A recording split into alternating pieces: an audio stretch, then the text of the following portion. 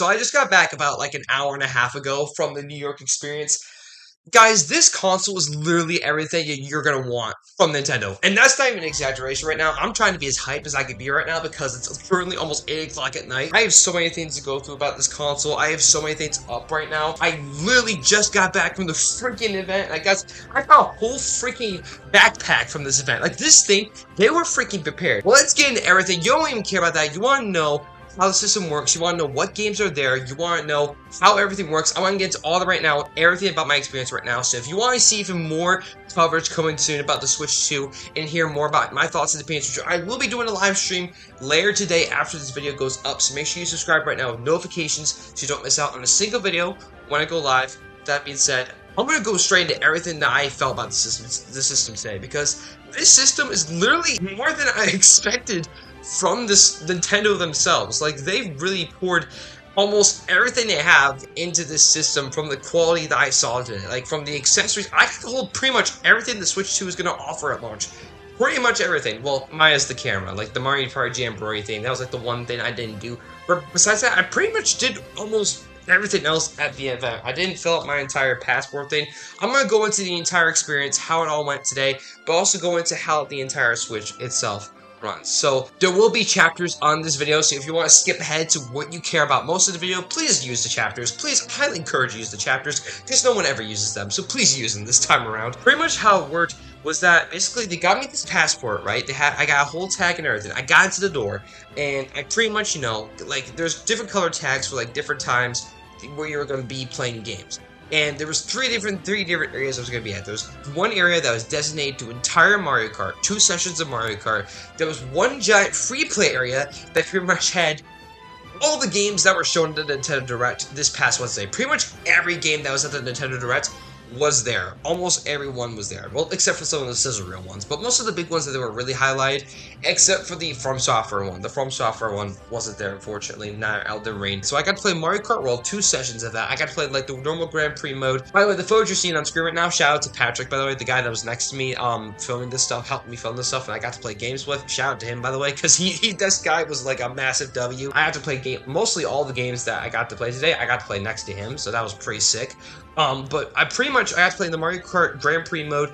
I had to play the Knockout Tour mode, which is has pretty huge potential. This mode has super potential to be like a breakout hit for the Mario Kart series. Like, seriously, this could be awesome going into like future titles for the series. And then I also got to do Metroid Prime 4. I got to play Tears of the Kingdom, Switch 2 edition. I got to check out the GameCube games. Oh no, I get to do Street Fighter also. I did get to also play Street Fighter. So that was the other game I had to get to play. I did get to play Street Fighter on there with the motion controls, by the way, not the traditional controls, with the motion controls. And I even got to hold, yes, I got to hold the actual console itself. And dude, I'm telling you, this console, pretty much everything you want.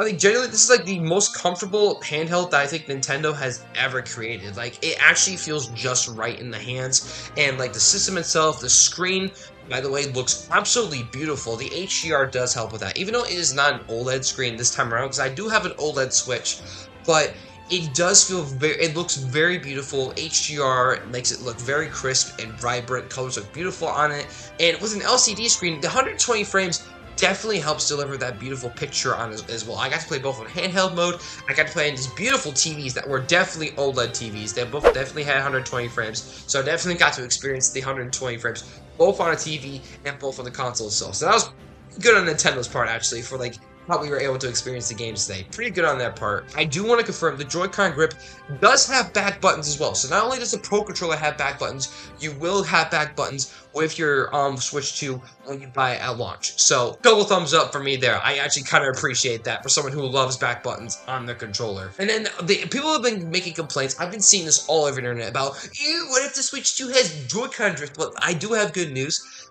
From how I felt from the analog sticks and from the games that I played, I have a good feeling that there will not be an issue with Joy-Con drift this time around in the next era going forward with Nintendo, which is a good thing. These joysticks felt a lot bigger. They felt a lot nicer instead of like they didn't feel as cheap feeling. They felt much more quality feeling. Kind of like on par of like what I would say like with the the DualSense. Don't mind the noises you're hearing. The mic's coming from the DualSense. I'm not in my normal setup right now, if you can't tell. But yeah, everything about the Joy-Cons felt really quality.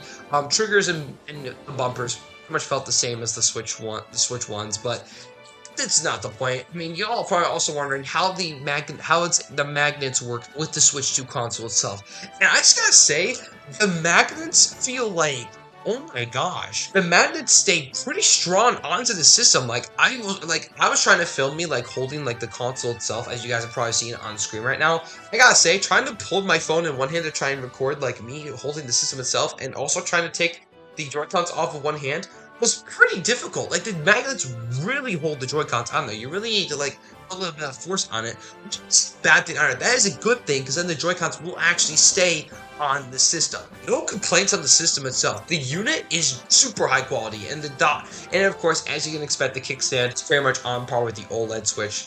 Nothing really new there. It's pretty much on par with that. But besides that, the screen looks absolutely stunning, and the Joy-Cons themselves feel really quality. It has some good weight to it. You have the whole assembly in your hands. It has good weight to it. It doesn't feel light in the hands. It doesn't feel too heavy. I feel like it's a good, perfect balance in the palm of your hands. I also got to see the steering wheel accessories for the Joy-Cons as well. Those not really anything special there.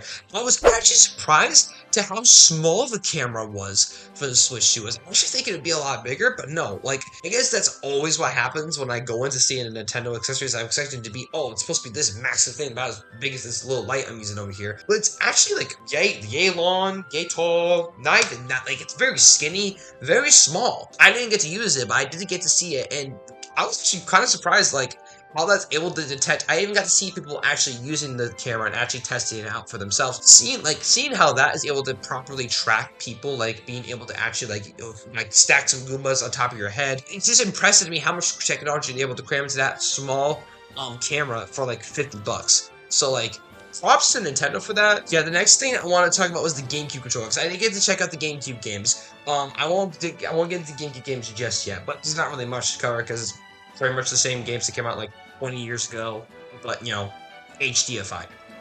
Nothing really special there. But the GameCube controller does feel really quality. I would even say, I will die on this hill for saying this. I will die on this hill. Go ahead and shoot me in the comments. I think it feels better than the OG GameCube controller. Come at me. Listen, kill me, alright? I'm sorry.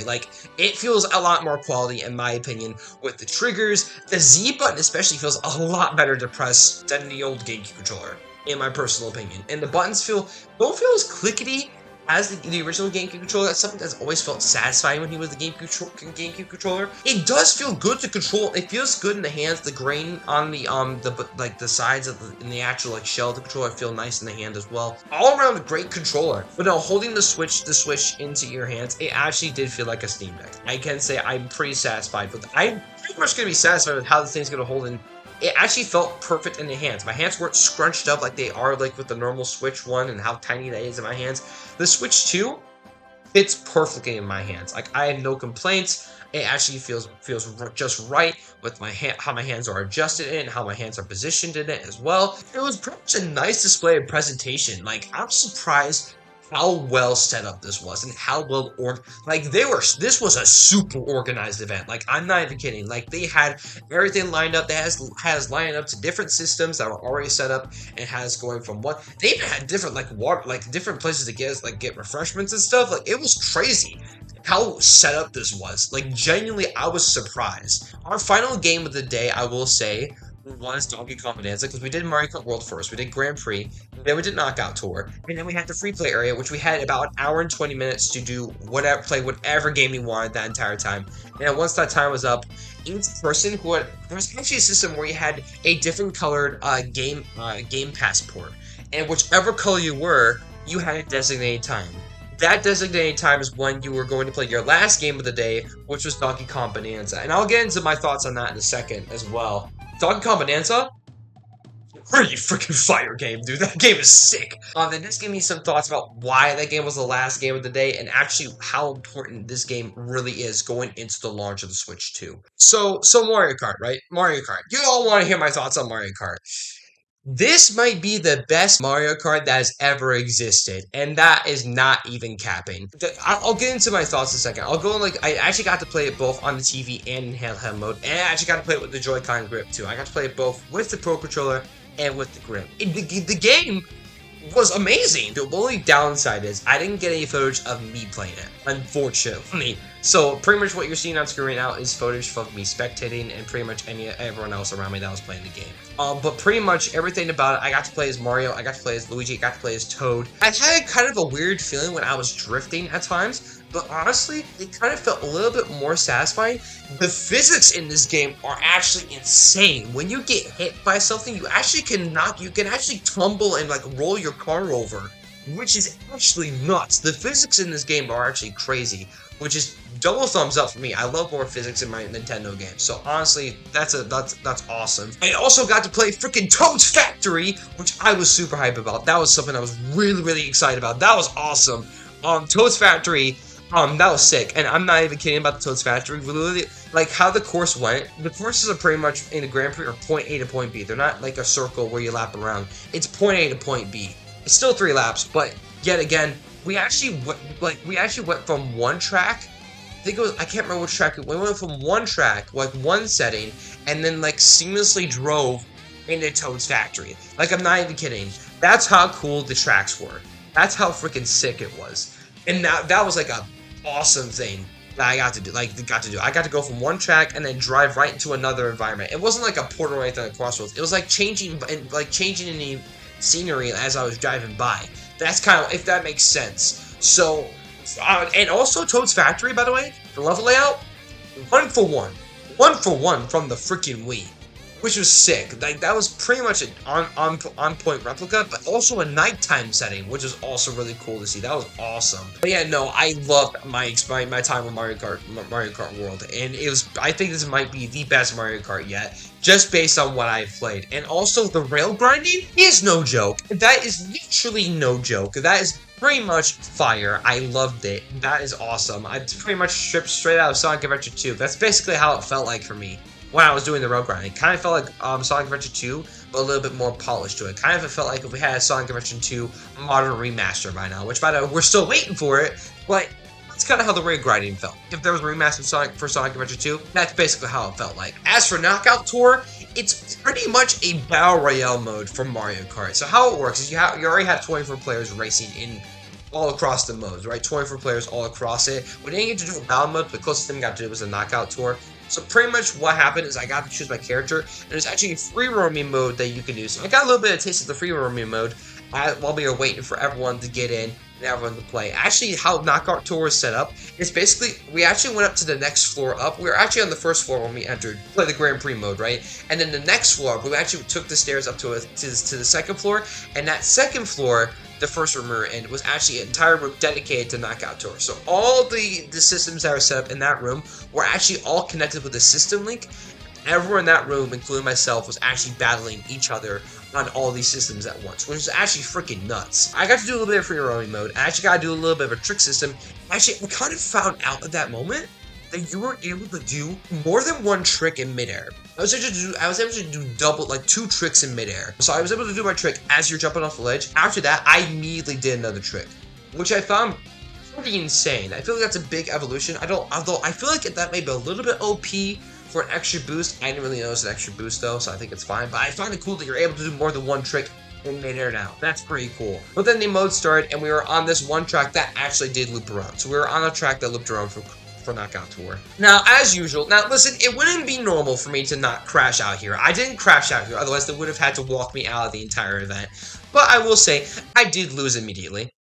Although I got pretty much beaten by the guy next to me that was helping me film the entire time, so, take that as you will.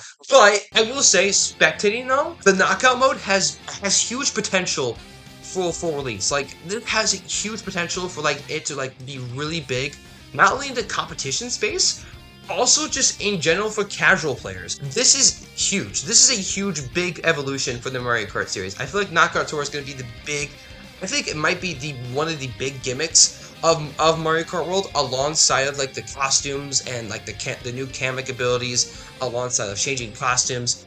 I think all that wraps up into a bunch of different small little gimmicks here and there you can try like within the game. Like, pretty much I was satisfied with what I got to play. And, like, the Pro Controller, I got to play the Pro Controller for the Knockout Tour, and that actually felt really nice in the hands as well, along with the Rumble. So that felt, all of this felt satisfying. I was pretty much excited for what I got to play. I was pretty happy I lost. Probably the happiest I've ever been losing a video game, but you know, I don't care. I had fun regardless. Even the graphics, guys, the 120 frames, dude, the 120 frames is such a game changer for this system. Like, genuinely, like, seeing Mario Kart with the HDR on the handheld, I actually had a better time playing playing Mario Kart on the handheld than I did on the TV, just because, like, just seeing the crisp visuals on the handheld look absolutely stunning, and the visuals still looked pretty impressive on the actual TV, albeit there were a couple visual glitches here and there, but the game isn't finished yet. This is an early build, so I wasn't going to give it too much of a hard time. But, and Nintendo is not messing around this time. Nintendo is definitely not messing around this time when it comes to this system. Then I got to play Tears of the Kingdom, which is the next game I got to play. That game is a huge, whole nother level. Like, I actually got to play the opening sequence. So basically, there's two different sequences I got to play in a game. One game I did, the first sequence, the opening sequence, I got to play in the handheld mode for a very, very short period, though. It was like for a very short period, I got to play the opening sequence of me Skyfall. I got to play me Skyfalling, but then I got to free roam for a little bit on the Sky Islands, just for like what felt like 3 minutes, though. So it was like a very, very short demo on the handheld play, but it did look very crisp. The visuals looked absolutely gorgeous and mind-blowing on the handheld. Like, it looked very beautiful. Like, even the god rays, the sun casting down the ambient occlusion, everything looked absolutely stunning on the handheld. And I would say less blurry than the Switch 1, actually. I would say, like, 'cause I was playing Tears of the Kingdom in my bed last night in handheld mode, and going from that to this in handheld mode is a game changer. It is actually a huge step up, a very huge step up. And loading times, I didn't even notice any loading times. Didn't even notice it. So this sucker's got an SSD in it, and it's highly optimized for this game. So pretty much, I love the living frick out of this game, bro. I genuinely, bro, I would have kissed the console then and there, but I didn't want to embarrass the nice lady that was right in front of me trying to guide me to playing the game. So I didn't want to do anything rude, especially since we were already having a conversation about like old Nintendo consoles. So I got to play Tears of the Kingdom with the Pro Controller on the big screen then. I actually got to play the Water Palace section with Sidon, so that was pretty cool. Yeah, on the TV, it pretty much looked like just a ginormous upgrade from like the Tears of the Kingdom version on Switch 1. And then seeing how crisp the visuals were, along with the popping colors as well. And like there was not like popping or anything. Like the colors were popping and beautiful. Like everything was so vibrant. Even like some of the like actual like visuals themselves, and like you're not able to see a good view of it. But I can assure you, like the visuals themselves have never looked better in a Zelda game. Like, genuinely. This might be the best that a Zelda game has ever looked. And that's not an exaggeration. This might be the best that any Zelda game has ever looked. Period. And, like, that is good going forward, because that shows, like, the Switch 2 has a lot of power that these remasters are not using. It's insane, like, the amount of, like, frames that you're able to pump just out of this single system. Which means I'm wondering what kind of horsepower is under that Switch 2. And you bet I'm opening up that Switch 2 the day that I get it. There was Breath of the Wild right next to Tears of the Kingdom as well, although I didn't want to waste any more of my my passes to play, because I only got to play up 6 games. Yeah, bro, they didn't even mark it for Tears of the Kingdom. They only marked it for Metroid, GameCube, and then Street Fighter. Those are the only games they really marked it for. That's all they marked it for. So I was just like, okay, free game. Fine by me. Fine by me, dude. And then after that, I played Metroid Prime 4, which, by the way, was probably the best game that I played there. This was probably the best looking game that I played there, hands down. And not only because this looked like a Halo game, this looked like a Halo game stripped straight off the Xbox Series X. I'm not even exaggerating, because they had it running at 1080p. They didn't have it running at 4K, unfortunately. But they had it running at 1080p, 120 frames, which was good enough to see how freaking good the Switch 2 can handle these games, because it looked like I was watching a movie. That's how good it looked. And I'm not capping. Don't tell me I'm capping, because this footage I'm showing you right now will tell you otherwise. Mouse controls pretty impressive. Like, generally, like, I will admit, it took me some getting used to, especially with, like, trying to, like, hold one controller this way and then having the mouse, like, put down on the desk this way.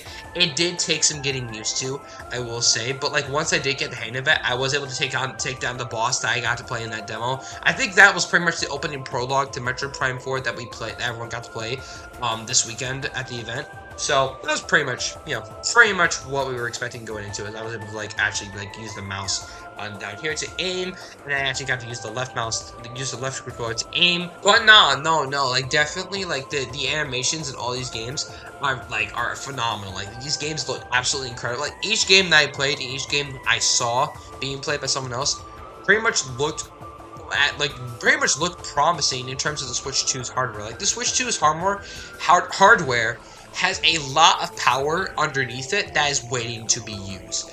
And that is no exaggeration, because you can already see these games putting the Switch 2 to work, especially games like Cyberpunk and Yakuza. I got to see a couple of those games. I didn't get so much footage of those, unfortunately, but I did get to see those. Actually, that was the entire section that literally we had to do an age verification. I had to do an age verification for just to go back there. Like, they actually were even laying, like, like, teens allowed back there. Like, I was pretty much the only one, like, pretty much adults were the only ones that were allowed back there. Crazy enough, am I right? I mean, it's Nintendo, what do you expect? And of course, they're gonna follow the ESRB like freaking crazy. But it was nuts. Like, genuinely, like, it was crazy seeing M-rated games at that event. Yakuza, kinda expected it. It was Sega. But Cyberpunk was one that I was genuinely not expecting. Even though I already knew it was there, it was still shocking to see it actually being played at a Nintendo event. And I also got to play Street Fighter 6, which that game, with the motion controls, that can actually look pretty freaking solid on the Switch 2, and at 60 FPS, which is a nice solid win. I didn't get to play with the traditional controls, unfortunately. There was two different booths. One for Street Fighter 6 that had the motion controls, which we had to use sideways Joy-Cons for, and the one that had the traditional Pro Controller booth. So we did the motion control one just because we didn't have much time left before we had to go in to play Kong Bananza. But I will say the motion controls, yeah, they're broken. They're broken. Yeah, they're broken. I didn't want to say, because I will say, every time I finished the game, every Nintendo employee that was there said, "So, what do you think?" I didn't want to say anything that would offend them or anything, because that was my life on the line. Like, I didn't want to risk this at all. I didn't want to risk my time being there. I was just like, I mean, Street Fighter 6 looks good, just the controls are broken.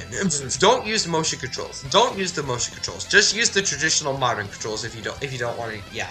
But, no, because I will say, like, I was having a hard time trying to, like, actually jump, because that's why I rely on when I'm trying to play as my main Ken in Street Fighter 6. So, like, that was kind of one of my main complaints. Also, the analog stick was completely useless in sideways Joy-Cons. It's not even used for anything. You have to use the motion controls to tilt to move. You have to literally abuse the motion controls of the Joy-Cons to actually attack. You have to shake the scene like your life depends on it to actually attack. And essentially, you have to, like, mix up the pasta like you're mixing up some sort of ramen you're making in the pan, whatever you're talking about. I won a match though. I did win a match. Okay, just to show I am not completely washed. I won a game of Street Fighter. Okay, Hayden, I'm not washed. Okay, I did lose one match though. We did get a one match win, one match lose. So we pretty much both won a match. Me and the guy I was with, we basically got to win a match each time. So that was pretty fair. That was pretty cool. But yeah, GameCube games. That was another one. That was another one we did. I did Super Mario Strikers on the GameCube. We actually did a couple matches. I completely sucked at it because I haven't played Strikers in over like 15 years, so I was completely trash at it. I did get used to GameCube controller there for those sessions. So that was pretty cool as well. There's actually this really cool feature now with this new virtual console for the Switch Online that some games have compatibility to run in widescreen, which is a huge win. Because most of the games like N64, SNES, and NES games on Game Boy, those don't do 60:9. You can't do it with those. There's no patches for those. This is awesome that these are running in widescreen. Although it's pretty much using the same graphics it did back in the day, so not like anything like really impressive. But I just felt that was something that was really cool to point out as well. Just want to point that out real quick. Although for those who were curious about Strikers, the games that were available at the GameCube booth were Soul Calibur 2, Wind Waker, Strikers, and F-Zero GX. And the employee that was there with us did confirm, for those who are curious, that Strikers is a to-be-determined release. they do not know when Strikers is going to be coming to GameCube. So it's definitely not going to be at launch. The other 3 I mentioned will be available at launch, but Strikers, we don't know when it's going to be at launch. So, sorry to Strikers fans watching this video. Yeah, I need to talk more about Metroid Prime 4. I'm sorry, I need to talk more about the game. That was probably my favorite game, only because of how sick the opening cinematic looked and how the ending cutscene to the demo looked. Like, all of this looked great. And there was no time limit to the Metroid Prime 4 demo either. There was no time limit. It was one whole mission I got to play, and that was great. That was it. And I was satisfied with it. I actually got to play a full boss. I actually got to use the lock-in and the missiles. All the controls felt seamless and flawless. I mean, it does take some getting used to with the mouse controls, don't get me wrong, but it's pretty satisfying with the charge beam as well, with the right trigger. Everything about it seemed pretty flawless. Everything about it was pretty great. It was pretty good. I really wanted to play Kirby and the Forgotten Lands DLC better than it ever has. 60 FPS, upscaling for the DLC as well, by the way, which I did notice in some of the details. It does have some upscaling in the game, in-game native upscaling for some of the textures in the DLC. So, thumbs up there. That's an awesome detail to note there as well. And in Donkey Kong Bananza, which made me so much more excited for its release in July. Like, I'm not even kidding. Also, the guy that we were next to playing with, super chill guy. If you're watching this, shout out to you. You were awesome to stand next to. I know I was trying to lock in on the game, but you were actually pretty cool dude to chill with. Like, seriously, you were awesome. Shout outs to you, man. Like, honestly, you were awesome. So that thing. But no, I had to play Donkey Kong Bananza. I didn't get to get much footage of me, but I did get to get footage of my face, of my reactions, playing what I was seeing on screen. So I will be showing a bit of that on screen. Guys, Donkey Kong Bananza is freaking awesome. Like, genuinely, I actually asked the guy that was next to playing it about, like, the button combos, because I noticed I was able to do different combinations with my attacks and different, like, the hand clapping and, like, the ground pounds and all that. I asked them about different button combos, but they didn't notice it. I'm pretty sure there's button combos. I pretty much noticed that. I was able to do different combinations, like mid-air attacks, like ground pound attacks, a combination of everything, like on the button. So it was like, there was like a whole bunch of different things that I could do, in terms of like ground pound, hand clapping. I was able to bump my chest like this is Donkey Kong. Like, that got me laughing, dude. That got me chuckling. That was freaking hilarious, dude. That was funny. The animations and the expressions in the opening cutscene and opening intro, I basically got to play the opening intro to the game, and I got to play a little bit of the first area that you got to explore in Donkey Kong Bananza, so I basically got to play 2 different areas. But the animations and the expressions were freaking incredible. Like, the budget at Nintendo has gone so high up, I believe, that these animations are, like, just amazing. Like, these are, like, outstanding. Like, they really have stepped up their game in terms of, like, quality control with their games. And this is 100%, by the way, 100% made by the Odyssey team. I could honestly tell. And there's also even a couple other additional features that I got to check out as well. There's also a couple of mini games that you got to check out as well. Like, there's different pipes that you can go down to underground, and those go to those different, like, mini sections and mini bosses you have to take out to complete those different challenges to get extra bananas. But the main thing is grabbing these big giant golden bananas that end up having Donkey Kong eat giant chunks of gold. That's literally what these bananas are made of. It's Donkey Kong Gold Rush. That's literally what this is. It's Donkey Kong Gold Rush. That's literally what this is. It's mining gold. And apparently he told me the gold's gonna be used later on to buy different things in-game as well. Like, it turns different things to help in your mission, different cosmetics, different costumes as well. Costumes for Donkey Kong, lots of different pairs of pants for Donkey Kong. Genuinely, like, I had such a grand time, like, trying to actually, like, I was even ripping rocks out of the ground, trying to throw them at enemies. I was actually tossing them at enemies, tossing them into the ground pounding different rocks I picked up out of the ground, back into the ground. There was so many different kinds of combinations of movements. There's actually a whole different bunch of combinations you can do in terms of combat and movement in Donkey Kong Bananza. And I will say there was a little bit of pop-in as well, and there was a bit of drop frames I did notice here and there in Donkey Kong Bananza, but again, it is an early build. It might get fixed in the launch release. I wouldn't be too concerned about it, but just to put a heads up there, some performance issues here and there. But besides that, pretty flawless. Like, I basically had 0 complaints with Donkey Kong Bananza. Like, besides, I mean, I gotta put aside some of the performance issues because, it is an early build. But besides that, the guy next to us was freaking awesome. Like, he was the most chill guy there. Like, seriously, we had the best conversations playing this game. Bro, that was like one of my highlights there, was that dude, that one guy there. He was awesome. But yeah, no, it was like, I had such a great time playing Donkey Kong Bananza. The game looked great. The facial expressions looked awesome. Even like the underground areas and the opening area looked pretty sick as well.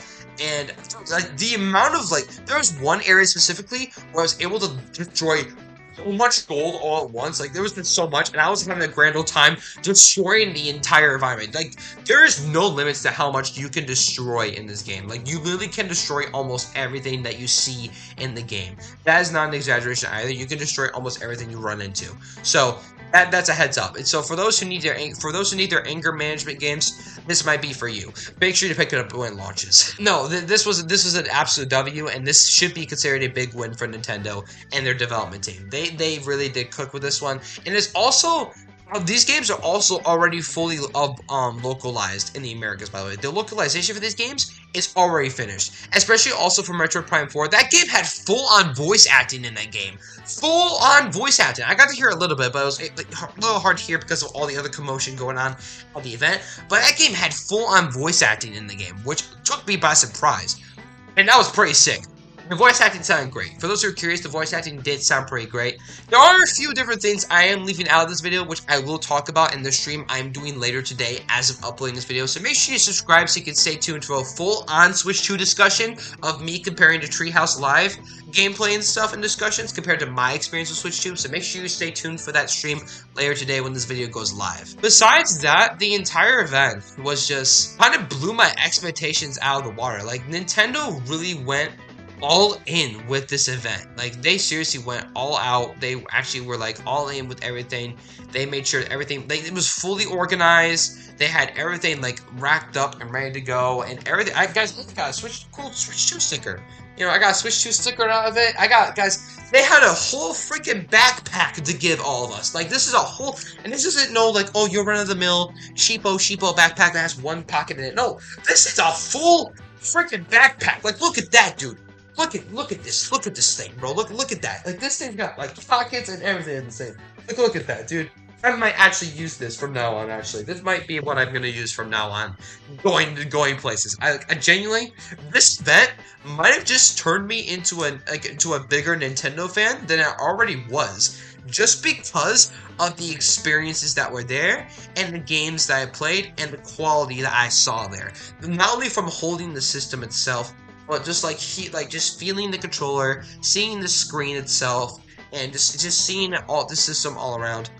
This system is actually going to be quality. I didn't stop there. I didn't just go to the Switch 2 event either. I actually went to the Nintendo store too. I actually got a freaking Mario Kart hat also, which I think looks pretty slick on me. I was debating on this or the Nintendo New York hats, but I actually was going to try and get a Mario hat, but I didn't want too much. Also, I got a Kirby, which I'm not going to keep, by the way. I'm giving this to a little bit of a friend of mine. And I also got this sick Mario Kart coat, which me and the guys were genuinely talking about like the night before I was leaving. Like, this thing is freaking sick, dude. Like, look at this thing, dude. Like, genuinely, I might be wearing this to every Nintendo event now. Like, this thing actually looks sick. And then, of course, y'all know I had to get. I'm a Star Fox fan. I had to get some sort of Star Fox fan. You know what? Shockingly enough, there was barely any Star Fox merch at the Nintendo New York store, which I was shocked about. I even asked an employee there. The last stuff they had there was when Starlink Battle for Atlas was out. But no, I got a Falco amiibo. I think it looks pretty cool. I think it looks pretty slick. I think it looks pretty sick as well. So yeah, that was pretty much my day today. Pretty successful day. No, but seriously though, like, genuinely, like, this event is pretty much everything that I could have ever wanted to do. Like, I am so grateful that I even got to attend this event alongside some of the other guys. I wasn't just adults there that were playing. There wasn't just like teens that were there. Because there were young kids there too that were actually there to like play these games, and seeing them get excited, seeing a couple of them playing Split Fiction, seeing a couple other ones, play like Mario Party, like, it actually just warmed my heart, just because like this is like a one-of-a-kind experience and a one-of-a-kind console, and it's a shame that some people aren't going to be able to experience it at the launch just because of the pricing issues that are going on right now. And, I genuinely hope that a lot of people get to experience this console launch because this is something that no one should miss out on. And I seriously mean that. This is something that no one should miss out on. So, genuinely, I hope that the pricing issues get resolved because every person deserves to try this. Every person deserves to experience this console at some point. I hope that you guys were able to get a little something out of this video from my experience, and let me know what you guys think about from what my thoughts and my experience from playing the Switch 2. Do you guys think, from what I said, this actually is hyping you up a little bit more for the system? Is there a couple things that kind of disappointed you about the system? Things that you didn't hear from me that you were hoping to hear about the system? Genuinely, I hope. Let me know you guys' thoughts and concerns and questions in the comments down below. I want to make a full-on conversation. If you want to continue that conversation, I might be live right now talking about the Switch 2 as well. So if you want to hear a full-on conversation about that, join the discussion right now. Join the stream right now about what I'm talking about. And I'm going to leave it here, but thank you guys so much for watching the video and taking the time to hear my full thoughts on the Switch 2. If you want to see more Nintendo and Sonic content in the future, including more coverage on like Switch 2 in the future, make sure you subscribe and notifications so you don't miss out when I go live or when I make another video talking about this. And leave a like if you happen to enjoy a little something as well. With that being said, guys, I'm going to see you guys in the next one, right? Peace out. I'm going to go ahead and put this thing in the incinerator. Alright, I'm going to get rid of Kirby. Kirby, you're gone now, okay? You're gone.